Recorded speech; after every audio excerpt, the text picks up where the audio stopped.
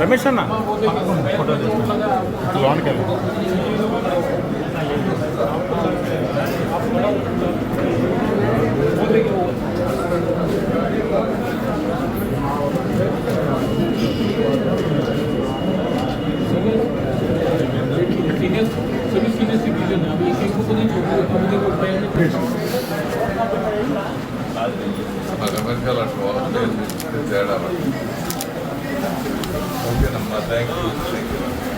తెనాలి మండలం మా సొంత గ్రామం బురిపాలెంలో పొద్దున 7 గంటలకి నా ఓటు హక్కు వినియోగించుకున్నాను.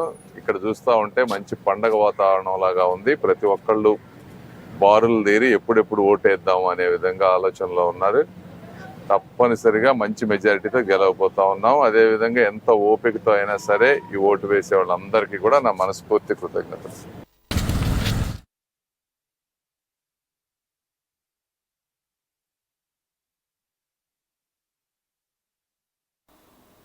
గుంటూరు జిల్లా దుగ్గిరాలలో రాష్ట్ర ఎన్నికల మాజీ కమిషనర్ నిమ్మగడ్డ రమేష్ కుమార్ ఓటు హక్కును వినియోగించుకున్నారు. 3 సంవత్సరాలు సుదీర్ఘ పోరాటం చేసి ఓటు హక్కును సంపాదించుకున్నానని తెలిపారు. ప్రతి ఒక్కరూ ఓటు విలువైనదని, నిబద్ధతతో నిజాయితీతో ఓటు హక్కును వినియోగించుకోవాలని ఆయన సూచించారు.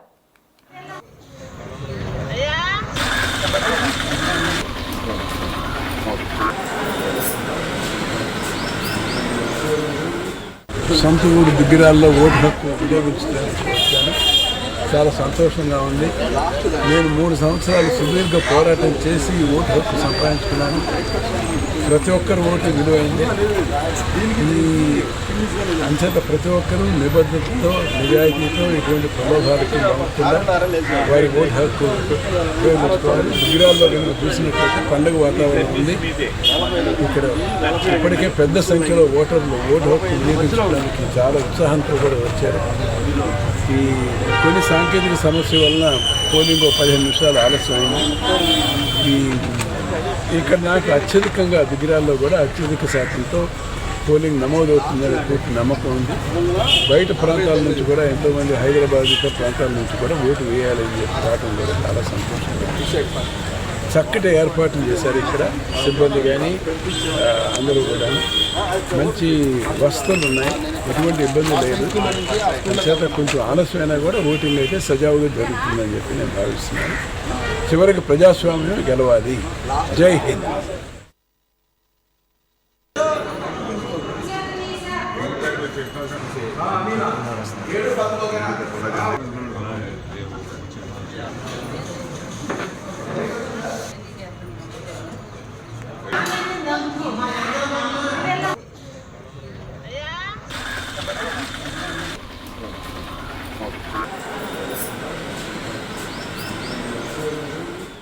సొంత ఊరు దుగ్గిరాల్లో ఓటు హక్కు వినియోగించడానికి వచ్చాను. చాలా సంతోషంగా ఉంది. నేను 3 సంవత్సరాలు సుదీర్ఘ పోరాటం చేసి ఓటు హక్కు సంపాదించుకున్నాను. అందరికీ కూడా నమస్కారం అండి. 4.5 సంవత్సరాలుగా ఏ రకంగా వైసీపీ రాచపీనుగుల్లాగా ప్రజల్ని పీక్కుతున్నారో ఈరోజు ఏజెంట్ల దగ్గర, పోలింగ్ బూతుల దగ్గర కూడా మా ఏజెంట్ల మీద అదే విధంగా దాడి చేయడం జరుగుతుంది. ఇంకా వైసీపీ కథ ముగిసింది అని క్లియర్ కట్గా వాళ్ళకి ఇన్ఫర్మేషన్ ఉండటంతో ఏం చేయాలో తెలియక మా వాళ్ళ మీద దాడులకు దిగుతూ ఉన్నారు. చిత్తూరు జిల్లాలో 3 టీడీపీ ఏజెంట్లని ఏకంగా ఎత్తికెళ్ళిపోయారు ఈ వైసీపీ నాయకులు. మరి పుంగునూరు పరిధిలో 3 పోలింగ్ కేంద్రాలని 3 కేంద్రాల టీడీపీ ఏజెంట్లు కిడ్నాప్ అవడం జరిగింది. అలాగే కృష్ణా జిల్లా గుడివాడ అర్ధరాత్రి కొడాల నాని ఇదేదో పెద్ద రౌడీలు అన్నట్టు ఏదో బెదిరించే టైప్లో హల్చల్ చేయటం, తలుపులు బాది రోడ్ల మీదకి రావాలని పిలిపివ్వటం, అందరూ కూడా వచ్చి వైసీపీకి ఓటేయాలని కొడాలి నాని బెదిరించటం. మాచర్ల నియోజకవర్గంలో మామూలు అరాచకాలు కాదు. రెంటచింతల మండలం రెంటాల టీడీపీపై కార్యకర్తలు దాడి చేయటం జరిగింది. ఇద్దరు టీడీపీ కార్యకర్తలు తల కూడా పగలగొట్టడం జరిగింది. ఇక మాచర్ల నియోజకవర్గంలో మామూలు దౌర్జన్యాలు కాదు.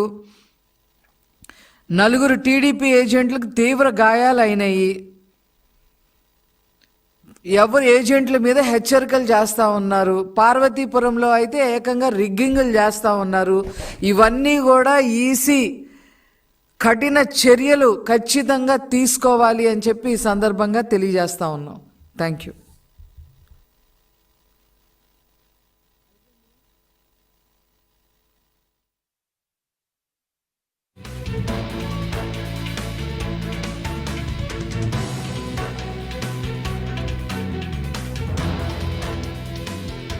ఉన్నప్పటికి కూడా యథేచ్ఛగా వైసీపీ నేతలు, వైసీపీ పార్టీ తప్పుడు ప్రచారాలు చేయటం మానుకోలేదు. నిన్న సాయంత్రం 6 గంటల నుండి సైలెంట్ పీరియడ్ అమల్లో ఉన్నప్పటికి కూడా ఈరోజు కూడా యథేచ్ఛగా చంద్రబాబు నాయుడు గారి పేరు మీద, ఈనాడు పేపర్ మీద, టీవీ5 ద్వారా ఇట్లా రకరకాల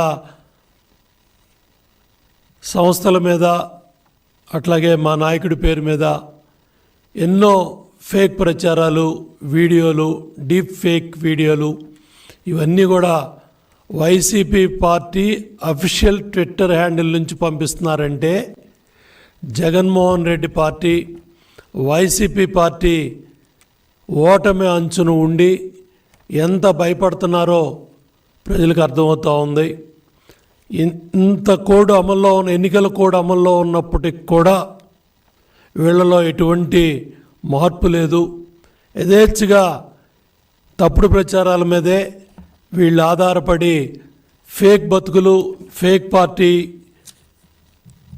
ఫేక్ న్యూసు, ఫేక్ ప్రచారాలు, fake CM, fake party YCP party, ఈ ఫేక్ బతుకులు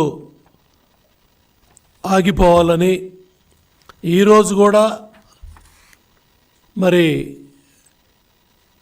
సిఇఓకి కంప్లైంట్ ఇచ్చే పరిస్థితి వచ్చిందంటే చీఫ్ ఎలక్టరల్ ఆఫీసర్కి ఈరోజు కూడా మీ డీప్ ఫేక్ వీడియోల మీద, ఫేక్ వీడియోల మీద, మీ తప్పుడు ప్రచారాల మీద, మీ ఫేక్ బతుకుల మీద, మీ ఫేక్ డీప్ వీడియోల మీద, ఆడియోల మీద, ప్లస్